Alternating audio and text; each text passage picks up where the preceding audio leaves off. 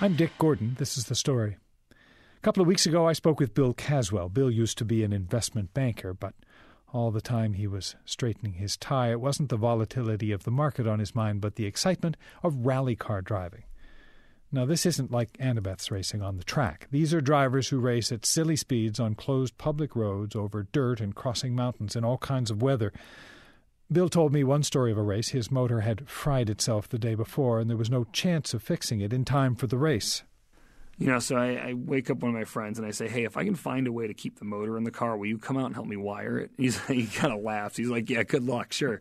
You find a way to secure the motor in the car, and I'll come out and help you wire it. So I went out there, and after playing around with the engine for a while, jacking it up and sticking things underneath it, I finally jammed a rubber mallet under the engine and used some of the ratcheting straps from a trailer. And then I was like, all right, that might hold.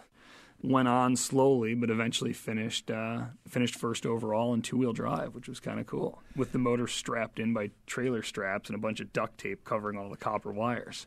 Scott Brills heard my conversation with Bill and wrote to me to say, I thought you might be interested in what I did last summer. Along with a friend, I drove a 2001 car from Detroit to New York, shipped it to London, picked up the car, and continued on 10,000 miles and through 17 countries to Mongolia.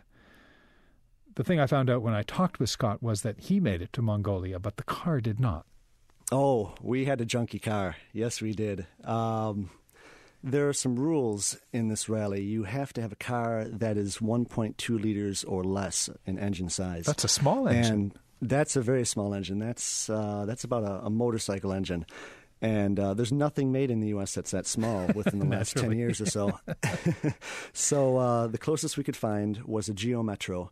They stopped making those in 2001. So we were able to get a 2001 model, bring it back to Michigan, throw it up on the lift, discover that it had horrible rust damage and broken parts all over, and we spent a few dozen hours and thousands of dollars fixing it up so we'd at least have a chance. Now, this race began in England, so they shipped the car there. There were 400 teams, most of them left from a town called Goodwood. Things started out well for Scott Brills, but then... Once we got to Ukraine, we hit some roadblocks. We gave them our papers, including our passports and our car paperwork. And we were okay to go in the country within a few hours. However, our car was not.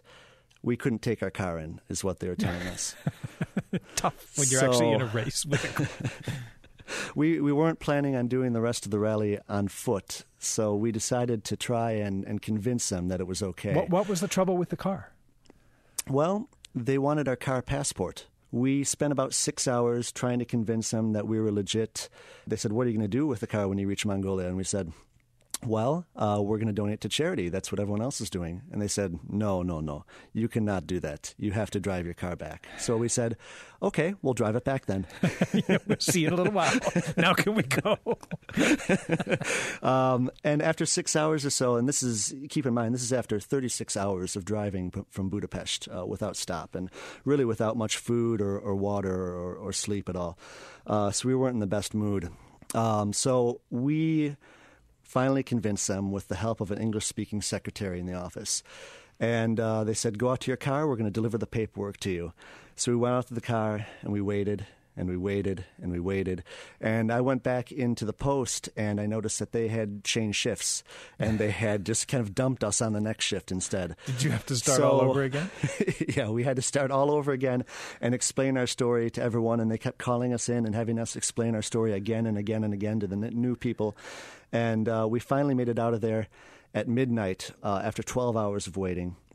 And we went past the border, and we noticed that immediately the road was filled with car-sized potholes. There were no lights at all, and all the signs were in Cyrillic.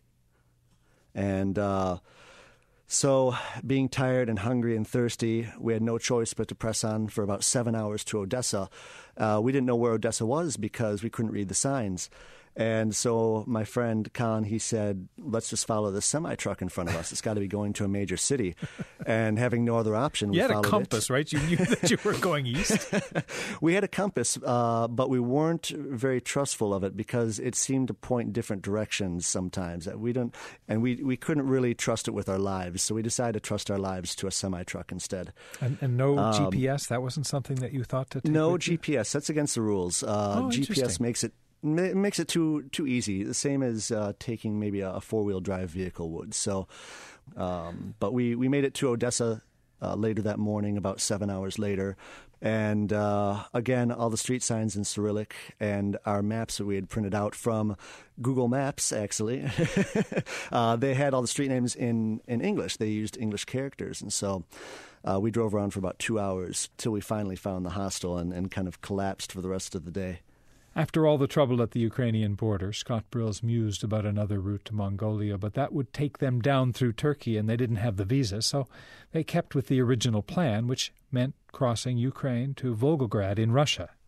Nothing against Ukraine or anything. I thought it was a beautiful country, but it seems that some cops moonlight off shift and try to raise funds themselves. I got news for you. The guys on shift are moonlighting to raise funds, too. I've spent time in Ukraine.